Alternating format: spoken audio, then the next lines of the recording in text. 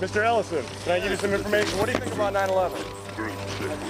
I mean, really, come on. No, what do you think? I mean, You don't think it was written 9/11 inside job all over it? Our own people? you guys click on that. And I'm dealing with the fact that a lot of people, Oh, I understand. That's why we're out here. good on you guys. Well, support is doing that. If it comes up when we need a civilian investigation.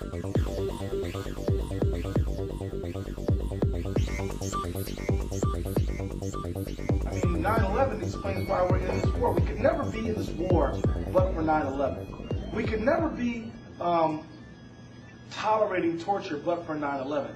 Because when they argued for torture, they said, well, if you knew that somebody could stop a bomb if you tortured them, would you go for it then? Because remember 9/11, right? You would never have all this discrimination against religious minorities but for 9/11. I mean, you had it, but you didn't have it to the degree that we have it now. 9/11 is this juggernaut event in American history, and it allows. I mean, it's almost like the Reichstag fire kind of reminds me of that. Does anybody know what I'm talking about? Yeah, who benefited from 9/11? Well, I mean, you and I both know. Yeah, Bush. But the thing is that after the Reichstag was burned, they blamed the communists for it, and it put the leader of that country in a position where he could basically have authority to do whatever he wanted.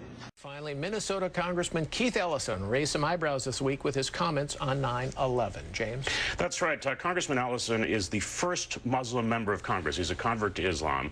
He spoke to a group, and he compared 9/11 to the Reichstag fire, which helped the Nazis come to power, and which some people believe the Nazis set in order to help themselves to power.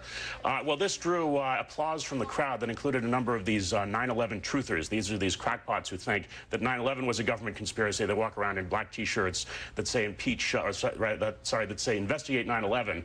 And what's really amusing about this, though, is he was speaking to a group of atheists. Now, atheists pride themselves on being rational and skeptical, but it looks to me like they'll believe anything. All right, Keith Ellison will not be at the Democratic convention day speaking. That's just a prediction. That's it. Giving up liberty only gives us tyranny. It does not give us security. And I hope that everybody out there wakes up to this and realizes that America is America because we have the Bill of Rights and Constitution. Everybody should investigate 9/11 and find out who's really behind it. It's Bush's and the New World Order's Reichstag. And his cousin Kerry isn't going to save you either.